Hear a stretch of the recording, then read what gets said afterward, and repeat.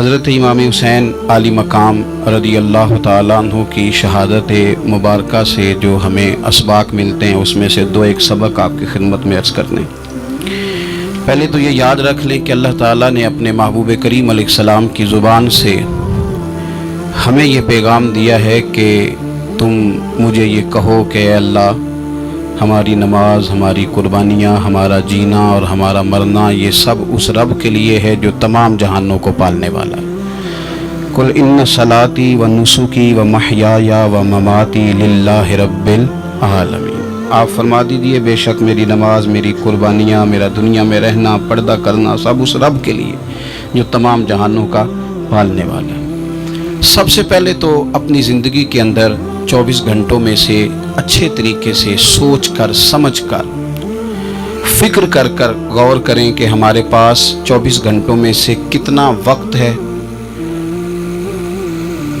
جو ہم نے صرف اس لیے صرف کیا ہے کہ ہمارا دین کچھ تھوڑا سا آگے بڑھ جائے اور دین کے لیے ہم کچھ اپنے آپ کو پیش کر سکیں، اپنے وقت کا تعین کریں۔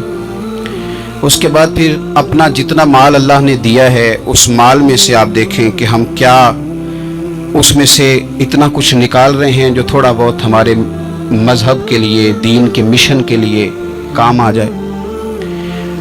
کچھ نہ کچھ آپ باعث بنے دین پھیلانے کا۔ رسول کریم صلی اللہ علیہ وسلم نے اس ڈیوٹی کو اس رنگ میں بیان کیا ہے۔ حضور نے فرمایا کہ بلغوا عنی ولو آیا، ایک آیت تم تک پہنچ گئی ہے، اب میں تمہاری ڈیوٹی لگا رہا ہوں کہ تم نے اس آیت کو آگے پہنچانا ہے۔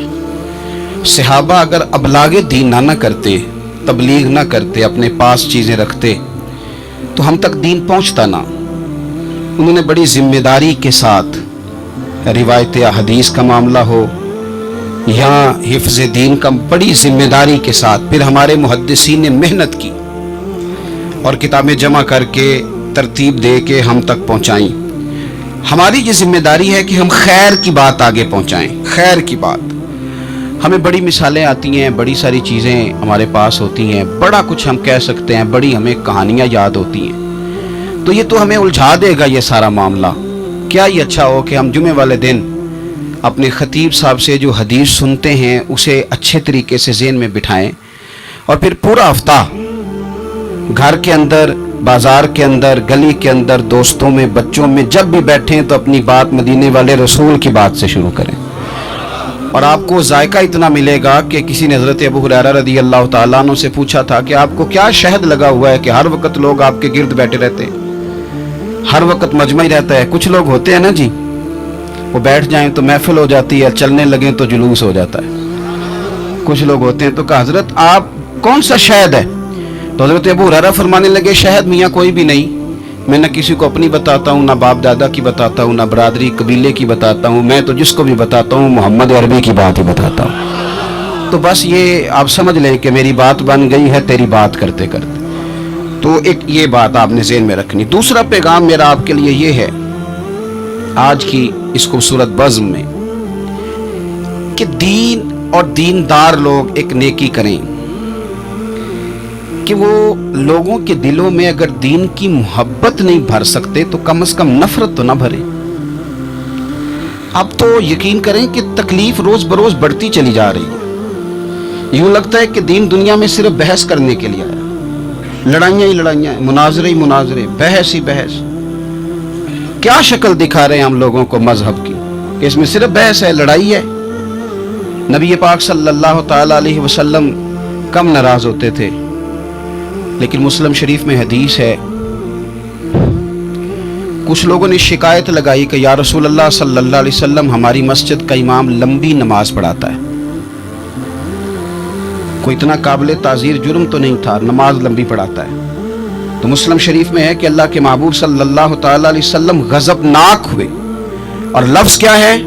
حضور فرمانے لگے میں لوگوں کو دین کے قریب کرتا ہوں، تو دور کرتا ہے۔ فرمایا خود پڑھنی ہو تو جتنی مرضی لمبی پڑھنا، لیکن لوگوں کو مختصر نماز پڑھا تاکہ وہ دین کے قریب آئیں۔ حضور مفتی اعظم عالم اسلام شہزادہ اعلیٰ حضرت شیخ مصطفیٰ رضا خان صاحب رحمۃ اللہ علیہ، ہمارے دادا مرشد، آپ کے خلاف کچھ لوگوں نے کتاب لکھی اور بریلی شریف کے عرس میں وہ کتاب بانٹی گئی 24 सफ़र को उलमा की वहाँ मीटिंग होती है और हज़ारों उलमा उसमें रासिखुल इल्म लोग वहाँ मौजूद होते हैं, रासिखुल अकीदा। हुज़ूर मुफ्ती आज़म ने वो किताब सामने रखी और किताब सामने रख के उलमा से कहा कि ये शरई एतराज़ है मुझ पर और ये उसका जवाब है, ये शरई एतराज़ है, ये उसका जवाब है, ये शरई एतराज़ है, ये उसका जवाब। जो शरई एतराज़ थे उनके जवाबात दे दिए। फरमाया कुछ इन्होंने ना इखलाकी एतराज़ात किए हैं, तो मैं किसी की ज़ात पर उतर कर बात नहीं करना चाहता। कुछ इन्होंने ज़ाती एतराज़ात किए हैं और जो मुहज़्ज़ब कौमें होती हैं वो किसी शख्स की शख्सियत पर उतर कर, नीचे उतर कर बात नहीं करती। तो ये शरई एतराज़ात थे, ये जवाब है। तो उलमा ने पूछा कि हज़रत ये किताब कब छपेगी? तो आप फरमाने लगी छपेगी कोई नहीं है। कहा हुज़ूर ने आपके खिलाफ लिखा है तो आप कहते हैं छपेगी नहीं, आपको भी तो छापनी चाहिए। तो आप फरमाने लगे यार जी उन्होंने लिखा है तो कुछ बंदे ना इस किताब की वजह से मुझसे कट के उनसे जुड़ गए। तो जब उनका ज़हन मुझसे कटा है, किसी और की तरफ जुड़ा है, तो मैं जवाब लिखूंगा तो वहां से भी कट जाएंगे, तो फिर मुंतशिर हो जाएगा उनका जहन, हो सकता है किसी गुमराही की जानिब चले जाएं। तो चलो मेरी एक ज़ात हदफ़े तनकीद बनी है तो कोई हर्ज नहीं। मैं नहीं चाहता कि मेरी वजह से कुछ लोगों का ज़हनी नुकसान हो। मैं लोगों को मुस्तफ़ा के दीन का प्यार देना चाहता हूँ, दीन से बेजार नहीं करना चाहता। मेहरबानी फरमाएं। मैंने जुमे में भी यूं दोनों हाथ बांध के कहा था, तकरीर करने वालों, नकाबत करने वालों, बस करो। आप अपनी तकरीर चमकाने के लिए कौम को तकसीम कर देते हो। हक की बात के इजहार का माना लड़ाई तो नहीं होता। हमारे जितने बुजुर्ग थे वो सारे हक की बातें करते रहे, लेकिन इतना इंतशार, इस कदर ज्यादा जो है वो तानाजनी, इस कदर ज्यादा खौफ का मेयार। और मैंने जुमे में भी कहा था, फिर कहता हूं, इस जमाने में जितना कुछ ज्यादा शरारती होता है उतना ज्यादा वो ताकतवर होता है। शरीफ आदमी शरारती का मुकाबला कैसे करेगा? हमने शरारती लोगों को मजबूत कर दिया। तो दीन से नफरत नहीं दिलाएं, लोगों को दीन के करीब करें, लोगों को दीन की मोहब्बत दिलाएं, लोगों को दीन के करीब करें, दीन का ज़ौक़ दिलाएं, लोगों को करीब करें। आज की बात है, एक दोस्त बड़ी दूर से आया है, आज की बात बड़ी दूर से। तो उसने मुझसे आके कहा कि हज़रत साहब अब तो मेरी हालत ये है कि मैं गुनाह कर करके तंग आ गया हूँ। मेरे इर्द गिर्द गुनाह के मौके रहते हैं, मैं तंग आ गया हूँ। लेकिन मैं एक मुंतशिर आदमी हूँ, मुझे हर वक्त का वसवसा, हर वक्त की परेशानी, हर वक्त की मुसीबत। वो कहता है मैं जिस आलिम के, दरवेश के, सूफी के, मौलवी के करीब जाने लगता हूँ उसके खिलाफ मुझे कोई ना कुछ है मिल जाती है। तो दीन सच्चा है, खरा है, तो क्या ऐसा नहीं हो सकता कि दीन पे अमल करने वाला भी को खरा मिल जाए?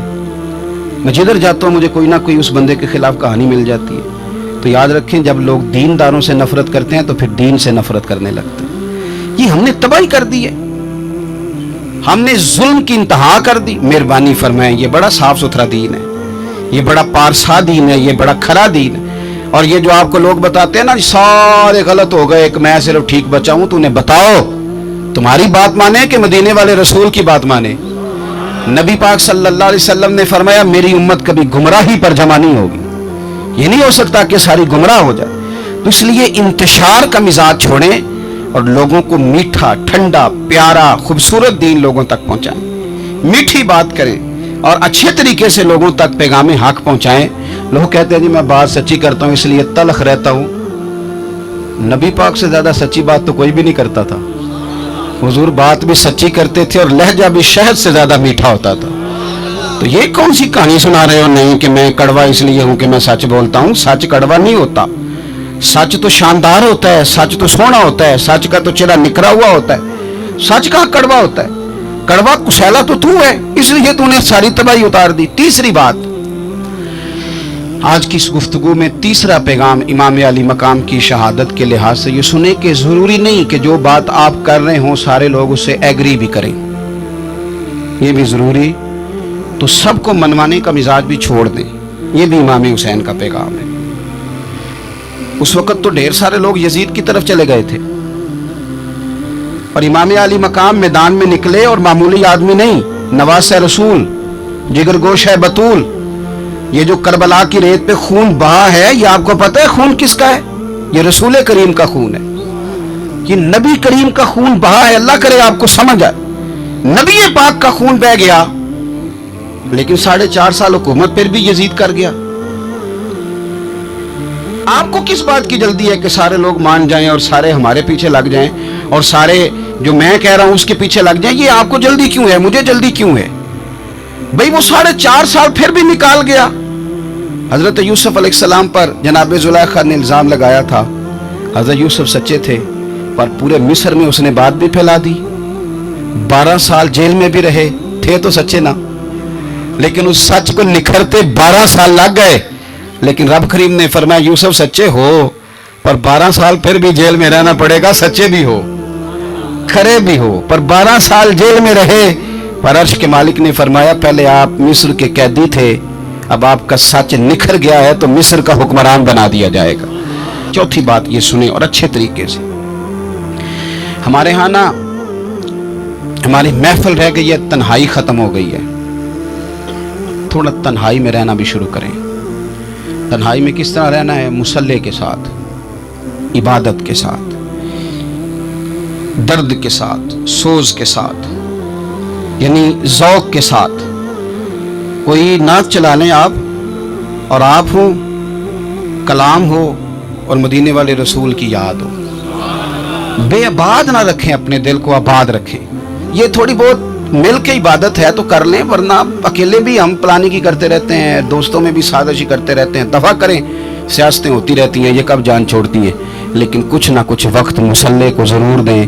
9-10 محرم کی درمیانی رات عمر بن سعد امام علی مقام کے خیمے میں آیا اور آ کے کہنے لگا حسین باتیں دو ہی ہیں، اب یزید اور عبید اللہ ابن زیاد اور دیگر کوئی اور بات سننے کو تیار نہیں ہوتے، دو ہی باتیں ہیں، یا آپ کو بیعت کرنی ہے یا جنگ کرنی ہے۔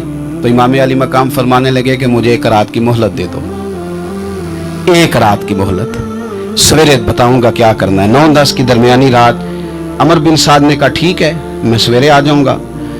تو عمر بن سعد خیمے سے باہر نکلا تو حضرت عباس بن علی، حضرت عباس رضی اللہ تعالیٰ عنہ حاضر بارگاہ ہوئے تو امام علی مقام سے عرض کرنے لگے بھائی جان مجھے پتہ ہے سویرے آپ نے کیا فیصلہ کرنا ہے، اور آپ کو بھی پتہ ہے سویرے کیا فیصلہ کرنا ہے، تو یہ بد باطن قسم کے لوگ ہیں، یہ سوچیں گے پتہ نہیں حسین کمزور پڑ گیا۔ ابھی بتانا تھا کہ ہم نے بیعت نہیں کرنی، آپ نے رات مہلت کیوں مانگی؟ یہ پتہ نہیں رات کیا کیا بدگمانیاں سوچیں گے۔ فیصلہ تو سویرے بھی وہی ہونا ہے اور اب بھی وہی ہونا ہے کہ ہم یزید کی بیعت کرنے کو تیار نہیں ہیں، تو آپ یہ بھی بات کر دیتے۔ تو امام حسین فرمانے لگے عباس تیرا کیا خیال ہے؟ میں نے سوچنے کے لیے ٹائم لیا ہے، تیرا کیا خیال ہے کہ میں نے کوئی نئے راہ تلاش کرنی ہے؟ کوئی مجھے اور کسی فوج کے پہنچ جانے کی امید ہے؟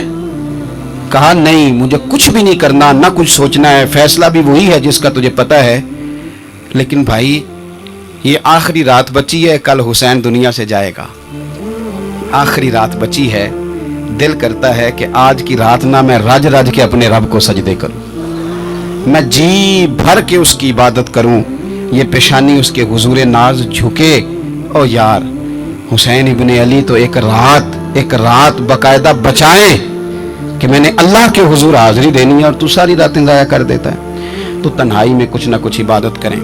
میں اللہ کے حضور دعا کرتا ہوں کہ اللہ تعالیٰ میدان کربلا کی ہواؤں کا صدقہ، اللہ تعالیٰ حسین ابن علی کے خون کا صدقہ ہماری زندگی پردہ پوشی والی کرے اور موت ایمان والی کرے، اور اللہ تعالیٰ ہمیں ہر فتنے سے محفوظ رکھے اور ہماری اولادوں کو بھی حضور کی اولاد کا وفادار رکھے۔ آخر دعوانا الحمدللہ۔